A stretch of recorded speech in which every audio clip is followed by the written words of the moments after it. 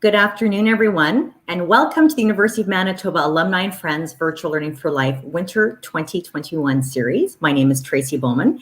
I'm the Director of Alumni Relations here at the University of Manitoba and a proud UM alumna and today's moderator. Thank you for joining us and making today this session as part of your day. This is our third Virtual Learning for Life series that we've been hosting since the start of the global pandemic. I'm particularly excited about this series as it features UM alumni scholars and leading experts. I think we can all agree that we have some fantastic alumni achieving and excelling in every sector imaginable all around the world, proving that alumni are one of the finest examples of how a degree from the University of Manitoba helps better our world. So before we get started, just a few housekeeping details as I review each time. You are watching this session via YouTube, and you will be able to watch this session as many times as you'd like after today as we record it and we share it on our website. And we will send that link to you so you're able to view that at your leisure. We will be continuing to use the platform called Slido. So that's www.slido.com. And the password is VLFL17, and we use that for the questions and answers. And so I really encourage you to have that window open right now. Make sure you post those questions. Ask questions at any point in time. I look at that website and I will just accept the question, and we'll also put it up on our screen so we're all able to view it at the same time. So I really encourage you to really ask a lot of questions of our speaker. They're always welcome to, and they're always wanting to answer your questions. So now I'd like to introduce today's speaker, Dr. Bob Chrismas, who is a two-time University of Manitoba graduate. He has a master's in public administration as well as a Ph.D. in peace and conflict studies. And he will be speaking on the topic of interrupting sex trafficking and pracademics. Now, I should also preface that today's session is a little bit different than some of the previous ones that we've done. It's more of a fireside conversational chat. I have a few questions of my own that I'll be asking Dr. Chrismas, but we're not going to have a PowerPoint this time. It's going to be very much just a free-flowing conversation on much of his university journey and his academic career, and also a book that he's just recently published. And so let me tell you just a little bit about Dr. Chrismas, who's also a staff sergeant in his 31st year with the Winnipeg Police Service.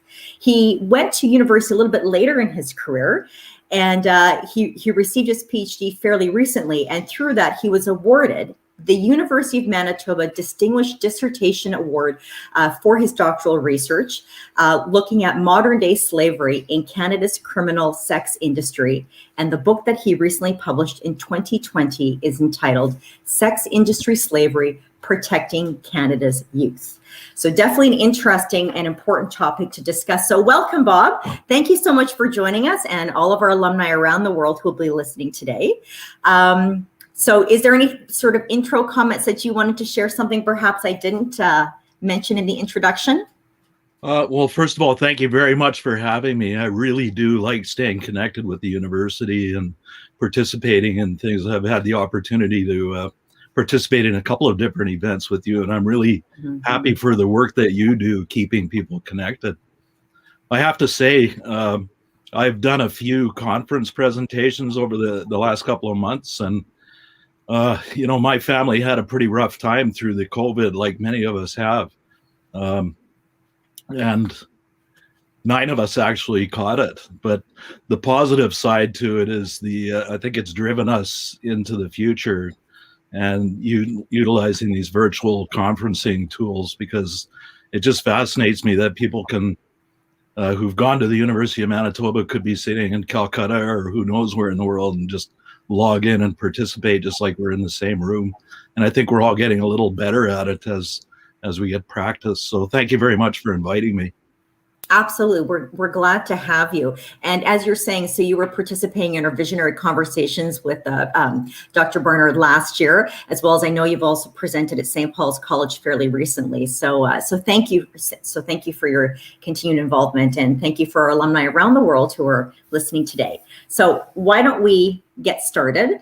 So as when I introduced you, I was mentioning that you decided to go to university a little bit later on in your career, after some years in working in law enforcement, and you still are in law enforcement. So can you share with us a little bit about your academic journey and why you chose to go to university when you did? I would love to. Actually, this is, as I've progressed through my education and my career, this is actually a topic that I've said to myself recently that this is, I think, my real interest in my academic work and my scholarship is lifelong learning. And regardless of the topic of my dissertation research and work, but so I like to take every opportunity to pay forward the opportunities that I've had. I'm a high school dropout. I joined the work. I had to drop work when I was 16 years old to join the workforce. Left in grade, I guess, 10 and a half, 11. And way back then, I knew in my heart that education is important, but I had to go to work. So I always had in mind a goal to potentially further my education somehow. I didn't get back to school until I was 20 years old. And I'll never forget a brief discussion that I had with a principal at the University of Winnipeg Collegiate. Mr. Vanderstoel was his name. And he's long retired. But I appreciate to this day the 3 or 4 minutes that he took with me. He basically gave me a shot at my education. He said, okay, we'll give you credit for this. We'll drop that. You can do this. You can start university, do a university course at the same time. So here, as a high school dropout who had been around to adult ed and the high schools and looking at some options to try and somehow get my career and my education back on track, he gave me a break, and that kind of put my foot in the right direction. I did my Bachelor of Arts while I was working, 4 jobs like a lot of people do, and always taking courses in the evenings. And I had to come up with that $500 every time for every course. And so I really developed an appreciation to not waste that and waste the opportunity. It took me 7 years to finish my bachelor's degree, but I did it. And then I entered policing. I got married to my wife, Barb. We had 4 kids.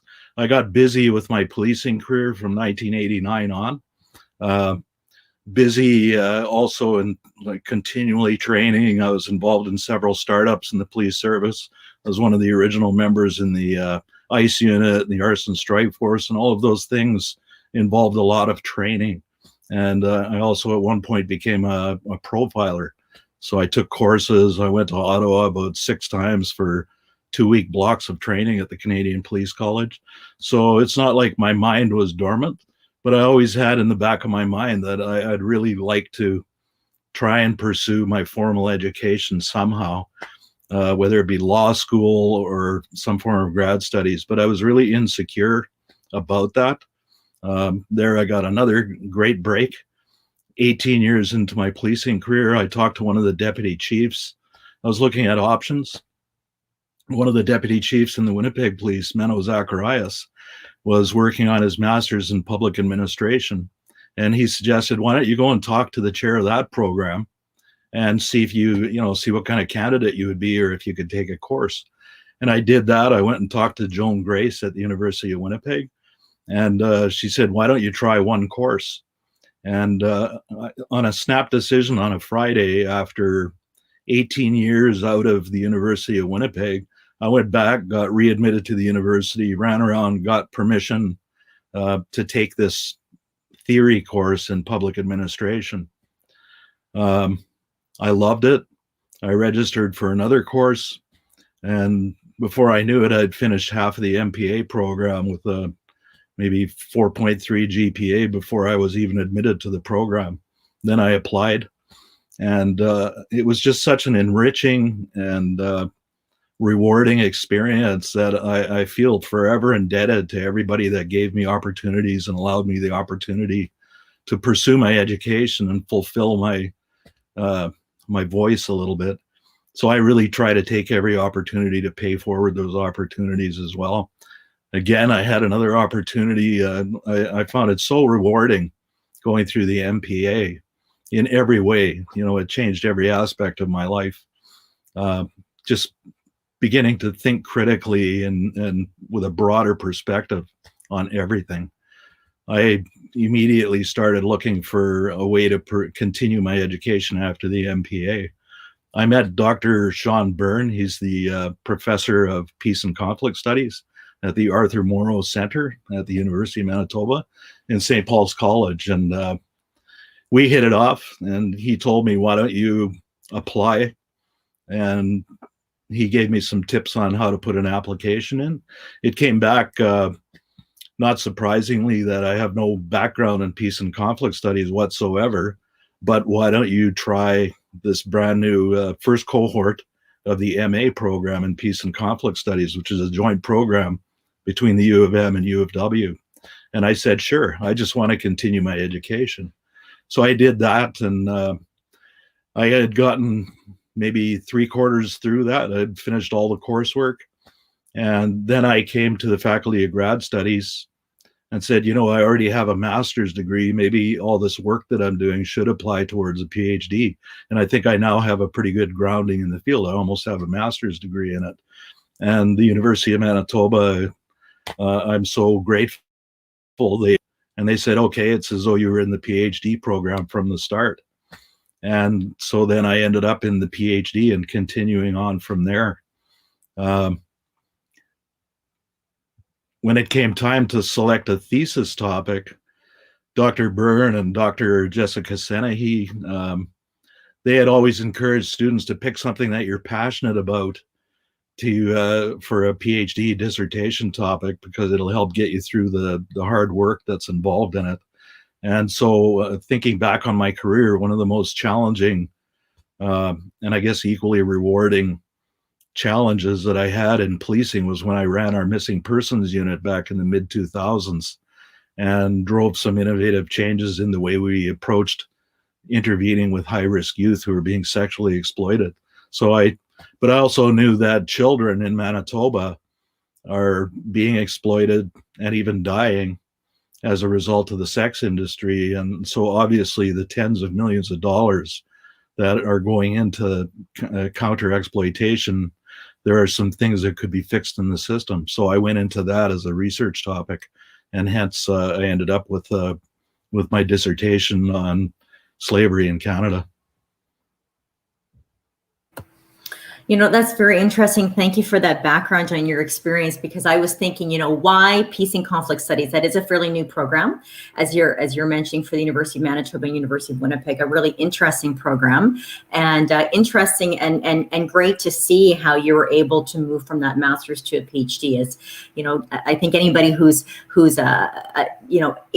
a PhD or attempted to get a PhD knows how much work and how many years is involved, and the passion for your research. It really must be there in order for you to pursue it. So let's talk a little bit more about your research. And as you've mentioned, your experience in law enforcement informed that decision for you in terms of what area of research you wanted to do. So maybe first, before we talk about that, maybe we can talk a little bit about, and I'm assuming that there probably was some sort of a personal toll that it's taken on you. I can't imagine this very, very heavy topic not doing that, because of the stories that you would be hearing from the various people that you would have talked to. So do you want to share a little bit about that from both a research perspective as well as a policing perspective? Sure. Maybe I'll even go back a little bit to my MPA. I actually had an intention in my mind to pursue something as outside of policing, a different kind of interest. But of course, once I got involved in it, I just like any good public servant would, I figured if I'm putting all this work into studying master's level and producing master's level research and papers, I may as well research topics that are relevant to my career in policing and maybe get a double bang for my efforts. So my intention was to just pursue my education outside of policing. But what I ended up was researching a whole bunch of policing related topics. And in the end, I had a bunch of policing related papers and research projects. And that's what became the core of my first book, Canadian Policing in the 21st Century. It started with a collection of the essays that I wrote for my MPA. And that's really what happened with my research into the sex industry as well. I mentioned that I had ran our missing persons unit and became a sex crime profiler back in the mid-2000s within the Winnipeg Police Service. And I was studying for my MPA, and I was learning about techniques such as SWOT analysis and looking at trends and issues across Canada. And I recognized that we had an issue along with every major city, actually the entire country, as the Picton pig farm and the Highway of Tears was unfolding in BC. And looking at just who are these victims and what are we doing to help intervene. So I got involved in that work for a period. And I have to say it was that kind of work puts a mark on a person's soul. I have the highest respect for people who work in child abuse and sex crimes and exploitation. Of course, it pales in comparison to what the survivors of it go through. But it's also, I've heard a lot of people say, well, I couldn't do that kind of work. My retort to that is, yes, you could. You take that energy and disgust and effort and turn it into energy to do good investigations and put it into your work.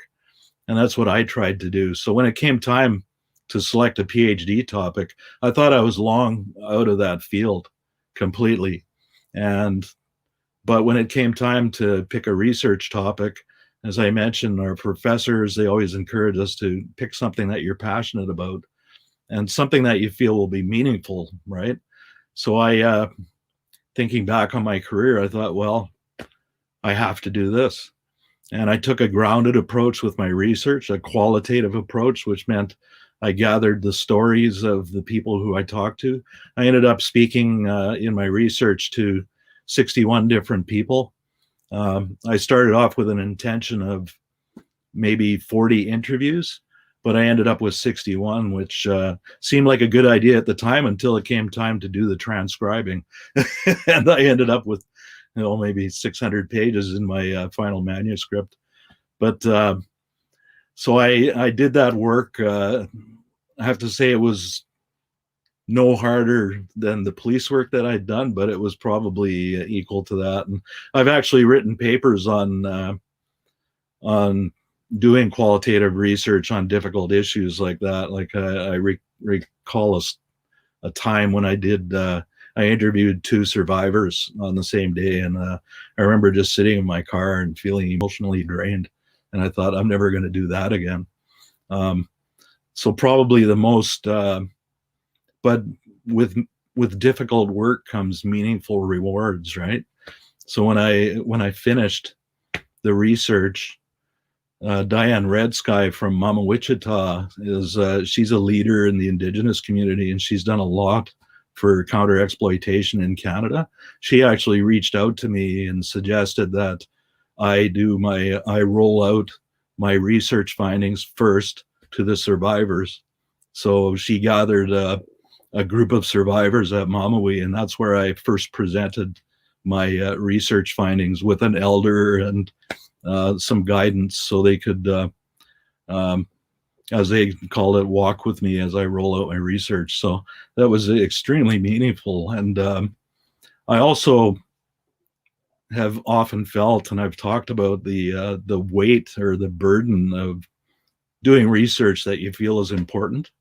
So I remember interviewing these people. I really felt that I better do something meaningful and useful with this. And that's why I take every opportunity I can to talk about the research. And that's why I worked on this book based on my research, Sex Industry Slavery, Protecting Canada's Youth. That's with University of Toronto Press. And So that gave me an opportunity to sit with the findings and work through them again and try and put them in a voice that'll be meaningful to the education community and practitioners in the field. So where does I'm interested to know, where your police hat starts and ends and where your researcher hat starts and ends because of the overlap of your work, of what you've witnessed as a police officer and as a researcher. How do you separate the two, or where does that line? Well, it's funny. For one thing, people thought I would have trouble with ethics. A sworn police officer interviewing people who are engaged in the sex industry or peripheral activities around it. I felt that's something that I think a lot of people don't understand, that policing involves conflict resolution.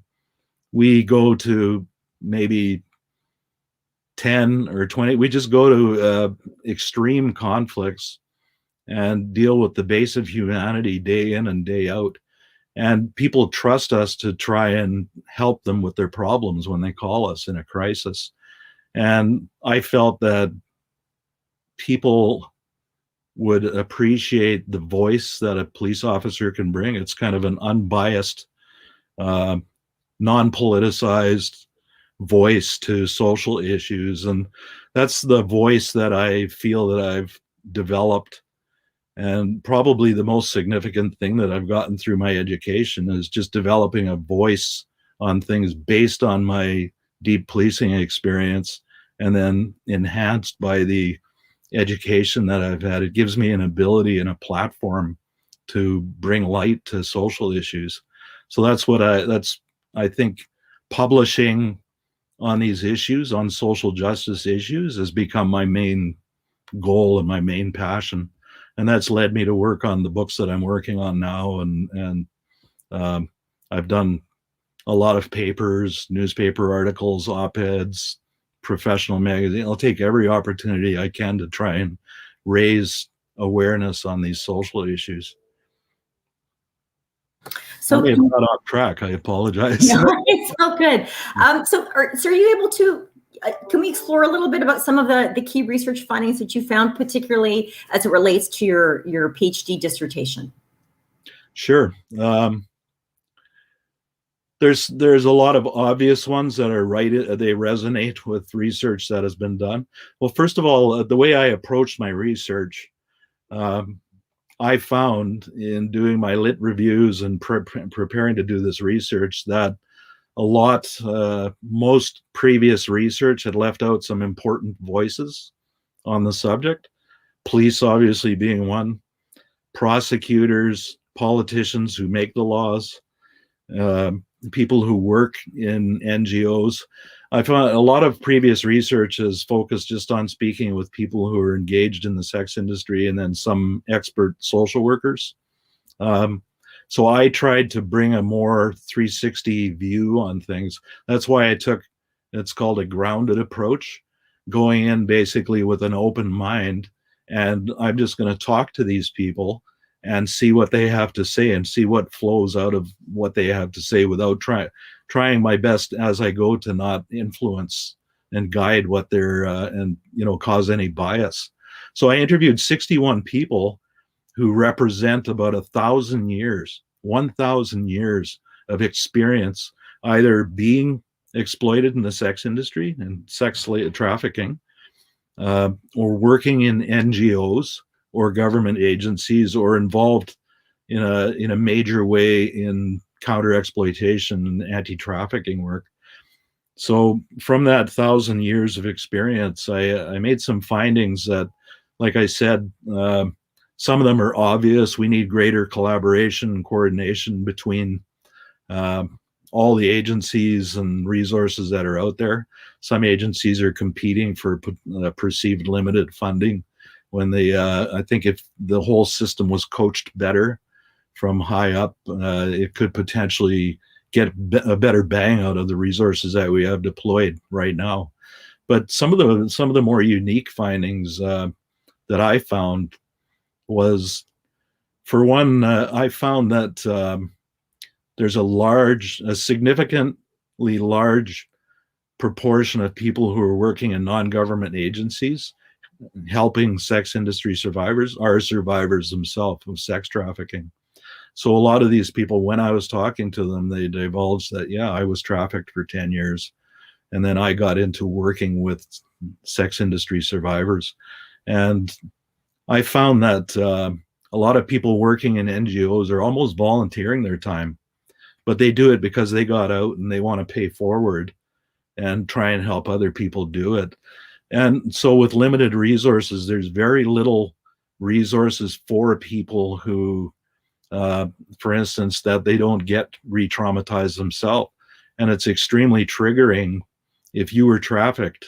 One lady told me she was trafficked for 15 years in the sex industry, hasn't been involved in it for 10 or 15 years, but she's still only one trigger away from being right back in it. Because it's so traumatizing. And what could be more traumatizing than dealing with and trying to help people who are currently being exploited? Because it takes about 7 or 8 tries often to get out of the sex industry. They often relapse. And the intersectional challenges that these people face is just gut-wrenching. And that's another finding I had, that we have to deal with severe drug addiction before you can start dealing with childhood trauma. Virtually 100% of people who are involved in the sex industry, from the people I spoke to, were abused as children, either sexually or just general abuse. So in that, there's opportunities, because if we know that someone was abused as a subject of child abuse, say when they're 5 or 6 years old, and that they're a high risk to potentially be targeted by traffickers later in life, then why not use that information to, when they come to the average age, which is 13 or 14 years in Canada, when they get indoctrinated into the sex industry, why don't we approach the caregivers for those children and say, by the way, you might want to watch for these things. I talked to a lot of social workers, police officers, who said they had people, social workers told me that they had kids in the group homes they were working in who were being sexually exploited, but they didn't know it. So they were working with kids who were being exploited many years ago and didn't know it. So we need greater education in the health system, the emergency wards, education system, social work, justice, all of those, greater awareness and education around the indicators that someone's being trafficked. And then if you recognize those signs, how to intervene. Did you speak at all with the traffickers themselves, not just the victims of it, but the people who were perpetrating the situation? No, you didn't. Okay. No. What is the relationship? I think it would have been more problematic being a serving police officer. Yes, probably. Yes. Yeah. Yeah. That's a more difficult line to cross. What is the relationship between sex trafficking and gang violence, or in gangs? Is it basically largely organized through gangs? Well, previous research has shown that a trafficker can earn as much as $280,000 to $300,000 a year from one girl. So first of all, it's a much less risky organized criminal activity to be involved in than drug trafficking or street crime. But from the people that I talked to, I didn't find that organized gangs were always involved. They're quite often involved in this as organized criminal activity, but not as a rule, not always.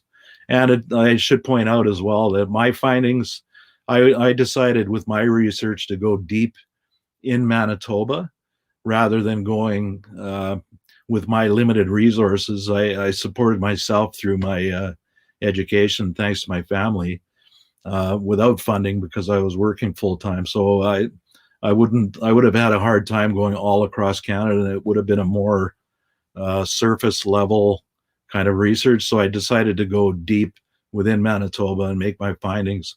But I have to point out that the phenomena of sex trafficking and sexual exploitation is different in every region. For instance, in Ontario, they have the Great Lakes and more international population and so forth. The finding I had in Manitoba that's perhaps more unique to Manitoba is the rural to urban pipelines. That's a definite finding that I made, that some communities up north, the predators, people who are looking for girls to exploit in the sex industry, they know that there's no high school up in the reserve where these girls are going. So when they go and visit, they'll say, hey, when you come into Thompson next year for high school or Winnipeg, I'll be your friend. And we know how that story ends for some of those girls. So there's a lot of opportunities, I think, that we could still work on as a community.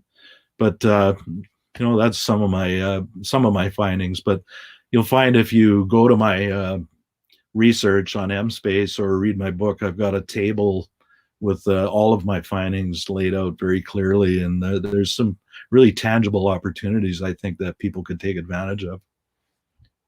So it's interesting you mentioned that rural versus urban sort of the pipeline, because I was actually just writing something down to say, what's unique about Winnipeg compared to other centers across Canada, assuming that in the larger urban centers is where much of the sex trafficking is taking place. Is there anything else that you're able to share in terms of what's unique about the industry in Winnipeg compared to other centers across Canada?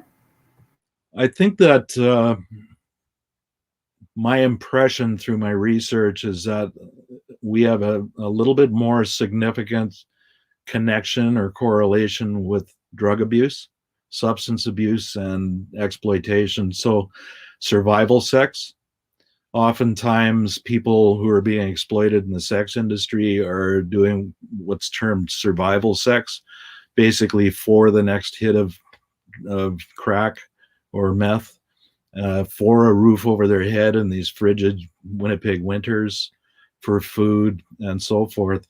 Whereas it can be characterized in other places as there is more gang-oriented or organized criminal activity. Sometimes people in Manitoba are exploited right on their front porch, sometimes by their own relatives or people known to them, which is really tragic. So in that, a finding that it resonates really with a lot of previous research, but one that I've really tried to emphasize is that poverty and lack of opportunities, lack of educational and work opportunities make people less resilient to being caught up in the sex industry. So it's an issue about poverty. And I want to clarify, there's been a lot of longitudinal research that's shown that, unfortunately, most of us will likely wind up in the same general socioeconomic class that we're born into. That's not to say that people don't climb out of poverty and they're successful. Of course, most of the most successful people in our society are from challenged backgrounds, right? Because how can you be successful if you haven't learned to overcome challenges? But a lot of people, I think if they had better opportunities and safer education, then it would improve their resilience to being exploited. On your point, in terms of, often through relatives or on their French port or whatnot, what about the intergenerational connections? I mean, if your parent has been trafficked, what is the likelihood for their child and continuing down the line about that intergeneration? Well, a vast majority of people who are exploited in the sex industry in Manitoba are female. And I think in most places in Canada, young men, boys are sexually exploited. It's important to point that out. But a majority are female. And in Manitoba, a majority are Indigenous. And so I didn't really find intergenerational connection specifically with respect to sex industry, slavery, or exploitation, but there's a huge tie-in with trauma and the transgenerational impacts of colonization, which of course resonates with, it's pretty much conventional wisdom now that young people now are challenged with the trauma that previous generations experienced. And that trauma often leads to being more vulnerable to and less resilient, less resistant to being exploited. We have a question that has come through that I'm just going to bring up on my screen here. And the question is, hello, Dr. Chrismas, your passion is exceeded only by your compassion. Why is there such a government lack of real interest in awareness and solutions? Well, I think there is a great interest, and there are a lot of people with a great passion in this area. It's evidenced by, we have Tracy's Trust in Manitoba with $10 million a year dedicated to counter-exploitation. But at the same time, now I'm going back to my some of the lessons that I learned in my public administration, which I might add is public administration is very similar to peace and conflict studies. It's a study of power dynamics and who has power over who in society and how decisions are made. But going back to my MPA, I learned a lot about politics. I've been really apolitical for my entire policing career. I've actually deliberately been not political in any way because I want to perform my work in a purely unbiased and objective fashion. But I learned in my MPA about political cycles. Now, in my peace and conflict studies, I learned that most of the deepest conflicts and challenges that we have in society took many, many years, decades, really, to develop. And those problems don't get solved overnight. They take decades. So when I go back to my MPA studies, my public administration, political cycle is 4 years. It's hard to put all you have into a program or an effort that you want to make announcements about the results of it within your term of office. And it's pretty hard to make a commitment of huge resources, say for 50 years from now, that we're going to see the best results. People have tried, and I've seen many people, bureaucrats, politicians, community leaders working in the right direction, I think, but we still have a long way to go in Canada and can do a lot more. And kind of the low-lying fruit in that is just making better use of the resources that we have, making them more available to the users. For instance, one finding that I had was that a lot of community programs roll their sidewalk up at night. Well, all the action's happening at 10 at night or 11 at night. So there's the policing community is full of stories about having somebody who, say, finally develops enough trust with the detectives that they've been working with in counter-exploitation to say, you know what, I want to come in. And then there's no programs for them. So we need to coordinate and be more client-centered in some of our services. I would think awareness is a large portion of it too. And so what you were saying and what you're talking about, the connection with poverty and the drug trade and whatnot, particularly within Winnipeg, I feel that I'm a fairly informed person. And so when I watch the news, I see a lot in the news about the crisis that we're seeing right across the country in terms of meth and opioids. And we really do, you would have to be blind not to see that there is definitely, and it's different in every different city, but every city is experiencing that. And so, one way that people use to find things out is through the media. And I would say that the media pays a lot of attention to the drug crisis that we're seeing, which they should. But I don't see as much in the media about sex trafficking in the sex industry to the same extent.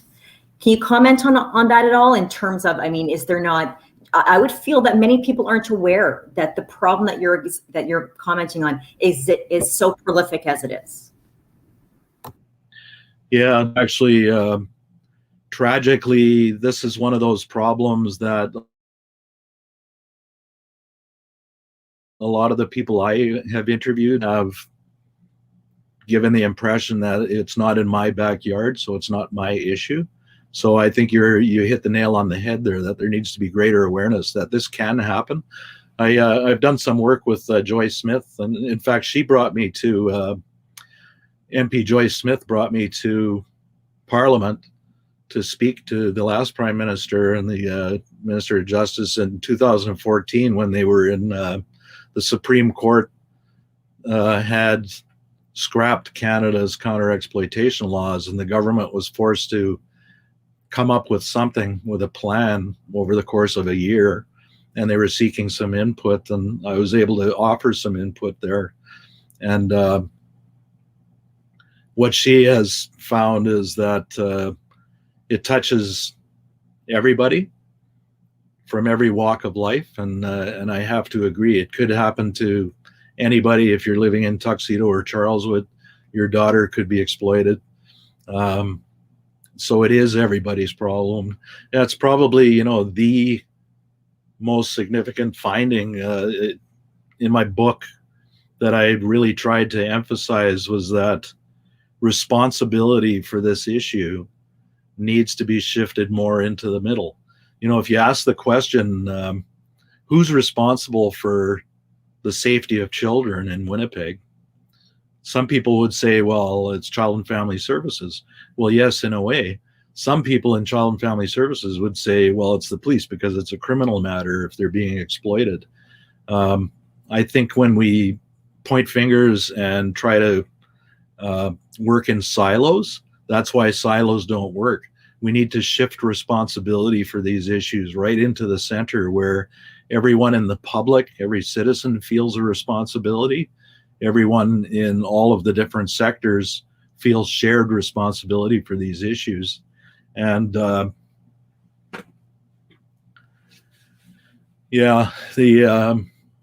think that when you do that, that's when the public discourse shifts, and that's when that really long range change occurs, when culture changes around these issues. It takes a long time to change major cultural issues, but when the culture becomes that it's not acceptable and we're all responsible to do something about this, then real change will happen. And in my book, I mentioned some similar issues when you talk about organizational and society culture. You know, drinking and driving was very common when I was growing up. Seatbelts, when they tried to implement seatbelt use, people resisted for a decade. But now nobody gets in a car without putting their seatbelt on. Smoking, you know, people's views on things can shift, but it takes a lot of time and effort. And I think that the shift is occurring now with counter exploitation. It's just going to take a little bit more time. And there are a lot of passionate people that are driving that. You know, it's interesting that sort of, you know, it does take a village. It does take a village in terms of solving any issue that we as humans have to deal with, right? And so, you know, and if we don't have personal experience in the area, and we're learning it through, such as being here today and listening to your research and what you're sharing, what are other things that we can be doing as members of the community, as members of the University of Manitoba alumni? What can we be doing in terms of, you know, what can we do to change this, for this not to happen, for children, for people not to be exploited in this way? What can a typical person do? Well, I think that almost anybody can join the chorus of raising awareness around these issues in some fashion, sharing interesting research, sharing this video, you know, talking with people just around the water cooler. Last week, I did a presentation for the Women in Car Wash conference, which is corporate leaders running convenience stores and car washes all around the world. And I talked about how what role they can play in counter exploitation, just raising awareness among their employees, actually some interesting ideas came up that maybe they could have a drop box in a bathroom in a gas station or car wash where a girl could drop a help me note if she's being exploited. And I shared with them a story that, one of thousands of stories that are out there, but there was a story about an airline attendant who saw a girl get on an airplane with some rough looking men. And the girl, there was something off. It just didn't look right to her. So this attendant went and put a note in the bathroom of the airplane, and she encouraged this girl to go to the bathroom. And this girl went there and found the note, and she wrote on it, "Help me." So when the plane landed, the police were waiting there for them. So I think that just by having greater awareness, people working in emergency wards, schools, in their professions in social work, policing, just having a greater awareness about the indicators and then how you can possibly react if you see it is how we'll gain momentum in the public discourse and gain momentum in moving the needle on counter-exploitation. I guess part of it is also knowing what you're seeing, right? That sort of, does it feel right? Does it look right? And it doesn't. So on this topic, actually, we've had a few questions come through on this, and I just wanted to ask a few of them of you. How do you reach out to those sexually trafficked that are too afraid to speak out? Yeah, that's a tough question, and it depends who you are, I guess. Prior to the Bedford decision that I mentioned in the Supreme Court, that decision basically found that Canada's laws around counter-exploitation trafficking were oriented more as nuisance laws, so people wouldn't be seen getting in cars in their neighborhoods, that kind of thing, and not recognizing it as the serious social exploitation problem that it is. And can you repeat your question? I got lost a little bit. Sure. The question is, how do you reach out to those who are sexually trafficked and afraid to speak out themselves? Yeah, so that's what got me on that tangent. So the Bedford decision really was a pivotal point in justice in Canada. Even prior to that, police in many jurisdictions had stopped treating people involved in prostitution as criminals, looking at them more as victims. But the Bedford decision really was a pivotal point when our whole strategy and view on sexual exploitation had to change. So the police in recent decades, I don't know of any jurisdiction in Canada where police are charging people with prostitution related activities. They're charging Johns for being customers and traffickers, of course, for organized crime. But the girls, the people who are being exploited, are looked at more as victims, and they're being preyed upon and put out there against their will. One famous quote that I like to repeat is that one of the people I interviewed said, no 13-year-old girl looks in the mirror one day and says, I wanted to be a teacher, but I think I want to be a prostitute. They don't aspire to do that. It happens to them through bad circumstances in life. So the police over recent decades have been treating them more as people who need assistance. So the police are out there identifying girls who are involved in sexual exploitation and trying to build trust with them and be there as a resource along with their social work partners for when these girls develop enough courage to come forward. And that's the frustration that I mentioned. There's stories about people who, detectives who are involved in this work, receiving a call from someone who they've been working with for months or potentially even years. And this person will call, they finally have worked up enough courage to come in and say, you know what, I've had it. I want to come in. Can you help me? And then the resources, when they're limited, that's very frustrating. What do you mean that the resources are limited, that there isn't someone that's there to answer that call? Is it someone who can't go out and meet them where they are? What do you mean specifically? Yeah, I mean, if someone has a severe substance abuse problem and there's a 3-month waiting list to get into that program, or a 2-month or 1 month, even a week is a lifetime to some of these people. So if you can't take an advantage of the opportunity the moment that it's happening, then sometimes it's an opportunity lost. I can't imagine how frustrating it could be for some people. Better coordination between the services that do exist could help a lot of people. A lot of people fall between the cracks between the programs. There's an age-old problem of aging out of the child welfare system. Although our child welfare system is being worked on, but it's there's a lot of points where it's disjointed and can create challenges for people who are trying to find resources for people who are seeking help. I'll just leave it at that. We have a few more other questions that have come through on similar themes. One is, what are some of the signs that we need to watch for in the case of a child being trafficked? Yeah, what's their activity online on the internet? Are they coming home with new $100 runners? And where'd they get them? You know, that's one thing social workers have told me. They saw the signs, like they're coming back to the group home, which I might add, people who are placed in foster care and group homes in Manitoba tragically has the highest per capita number of children who are in care of the state of anywhere in the country. At least that it was. I believe it's still the case. So a lot of people who have damaged family relationships and support systems are in group homes, and these predators know it.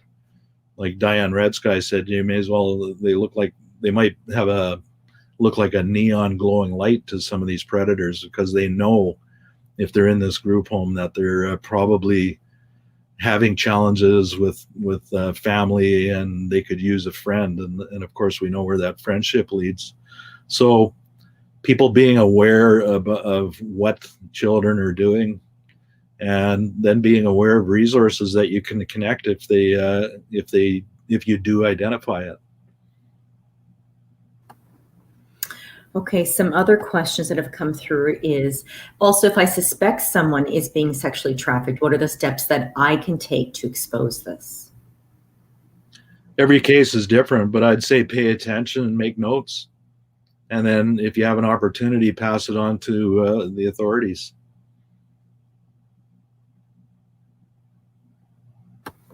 Okay.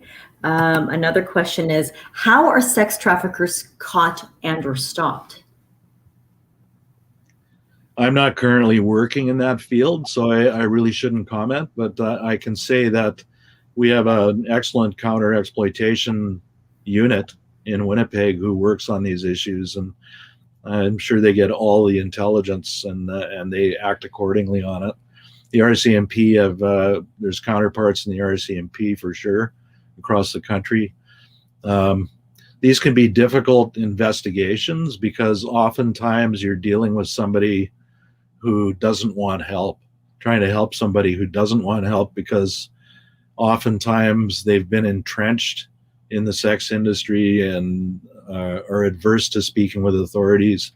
Sometimes they think that their trafficker is their boyfriend. And that's not to take agency away from people who are being exploited, but it's just an unfortunate challenge. So they're not looking for help, and we're trying to, and then the court system, we don't want to put them through a re-traumatization of being a witness on the witness stand. So police will put a lot of resources into trying to find corroborating or evidence that will excuse the need for an actual direct witness. And that saves the trauma of having to testify. So they're challenging, complicated cases, but there are some success, great prosecutions going on across the country. Okay, and we have another question I'd like to ask, but just to encourage everyone to go to slido.com, and the and the password is VLFL17.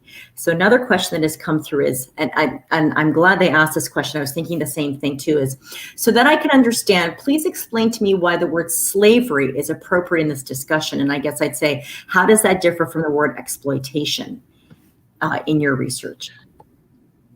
Yeah. No child can consent to being a prostitute. So any child who is engaged in selling sex for money is being exploited by somebody. So at the start of my research, I was well aware that there's some contradictory views on the sex industry. In fact, the Bedford case that went to the Supreme Court was by a big thrust behind that case was that the women who had been charged felt that they weren't being safely protected while doing their chosen profession of selling sex for money. I learned through my research that that's actually a very small percentage of the people who are involved in the sex industry. The vast majority, from my findings, are not in it by choice. They're actually selected, targeted, and forced into the sex industry through manipulation, social isolation, drugs, force, brute force, and not by choice. So at the outset, I was quite nervous that, wow, I'm going to be challenged no matter what my findings are in this research. But by the end of it, I was crystal clear in my mind that sex industry participation actually, in most cases, fits the definition of slavery according to the United Nations and other research I had done.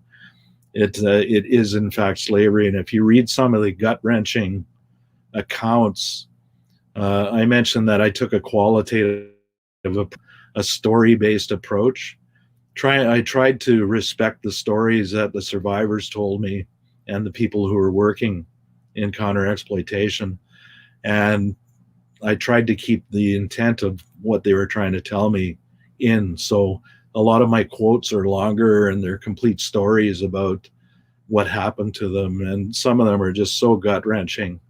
And it's clearly not something that anyone would choose willingly.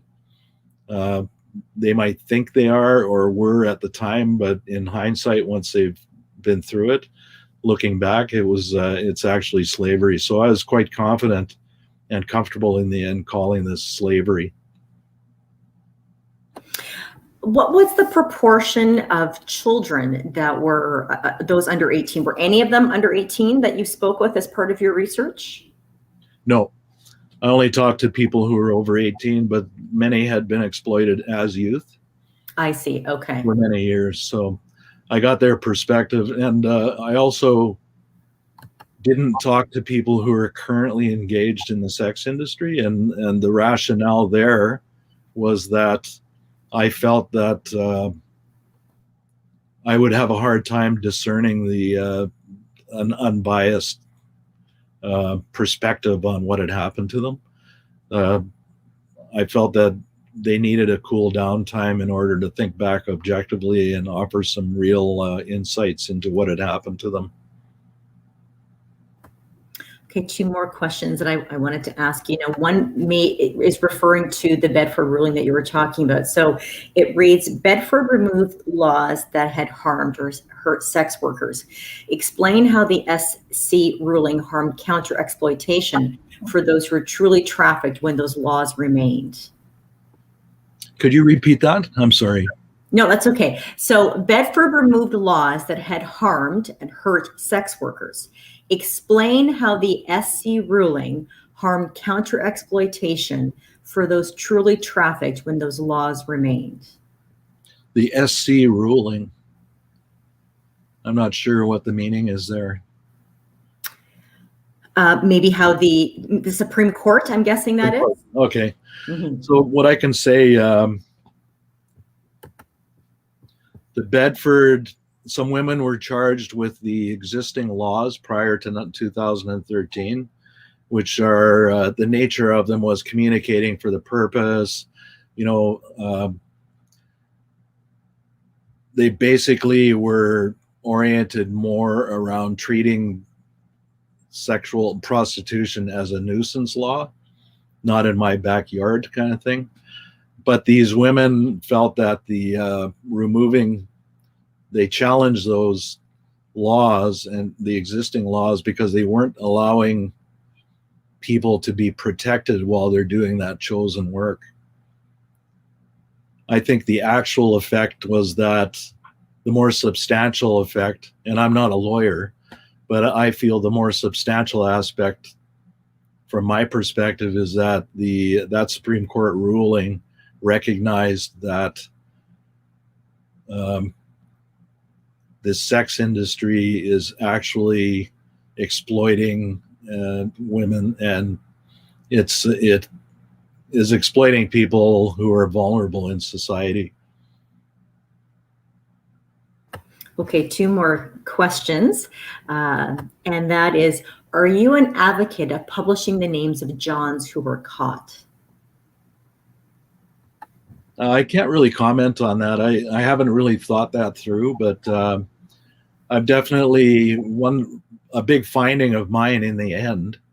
I did ask everybody I talked to about what we need to do to deter Johns more. There's a balance, and I don't know what the balance is. That's an opportunity for future research that I've identified.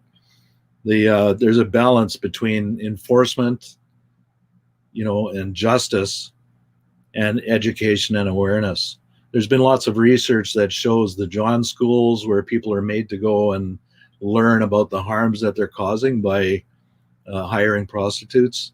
It has a great effect. And then there also is the aspect of justice for people who are victimized and enforcement. And there's some balance in there that I don't think we've fine-tuned yet in Canada or the States. And a nice follow-up question to that is the World Health Organization and Amnesty International, among so many others, call for the complete decriminalization of sex work to help those exploited. Can you address that? The well-known fully legalized prostitution districts in Amsterdam, which operated for years, are now all but closed down because the government went in and did an audit, an examination of them, and found that they were all being run by organized crime. People were exploiting the opportunity to make money through it, even though it was all government sanctioned and legalized. So Gunilla Ekberg is a lawyer and scholar on sexual exploitation, and I was at a presentation with her at the University of Winnipeg, and she highlighted that, so legalization really just allowed traffickers to victimize people. So the other aspect from a law enforcement perspective is that I believe complete legalization could potentially make some people even more vulnerable, because there's going to be some regulations. What happens to the people who can't get that health certificate, showing that they're healthy? What happens to the ones that can't get it, but they're still doing survival sex? I think that complete legalization is not an option, because it could drive the industry even further underground, especially for the most vulnerable. Okay, thank you for all of that. And just my last question is, if anybody who's listening wanted to read your book and purchase your book, where is it that they would be able to find your books? I like that question. This one, Canadian Policing the 21st Century, McGill Queen's University Press. Sex Industry Slavery, Protecting Canada's Youth is University of Toronto Press. And also, if I could, put a plug for my book that I just Dr. Laura Reimer and I were both graduates of the Peace and Conflict Studies program at Morrow Center, and we co-edited this collection on reconciliation in Canada. And it's written by Indigenous and non-Indigenous scholars and practitioners from across Canada. Some of the greatest leaders in reconciliation, highlighting positive reconciliation efforts that have gone on across Canada. And we're quite proud of this work, and I think it really is significant. We've got a lot of interesting voices, people like Chief Ron Evans from Norway House wrote a chapter on the Truth and Reconciliation,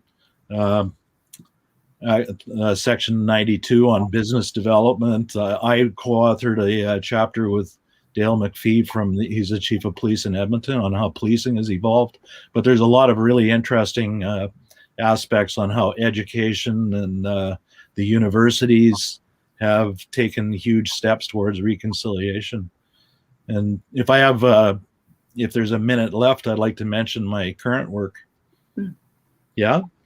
So currently, Dr. Laura Reimer and I, we enjoyed this one so much that we're working with the University of Manitoba Press now to put out a book, and it's going to be tentatively titled Hope, Dignity, and Human Rights.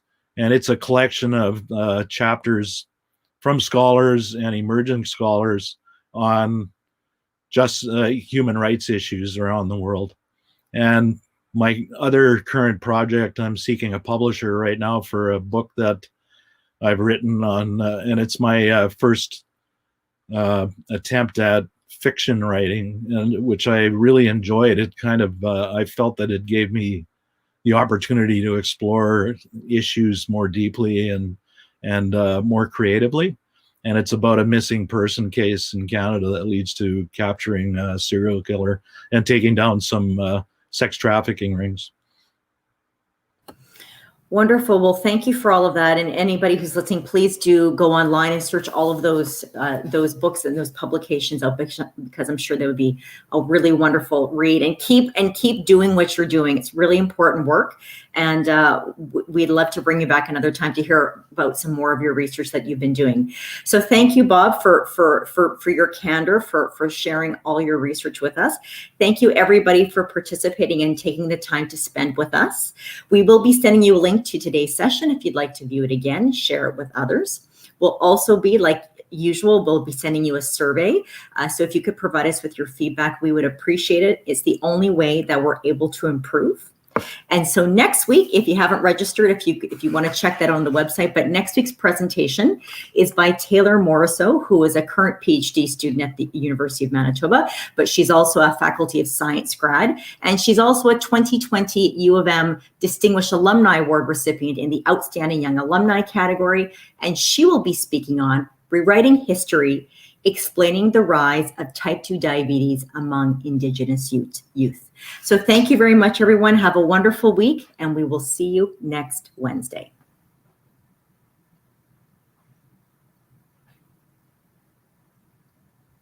Thank you.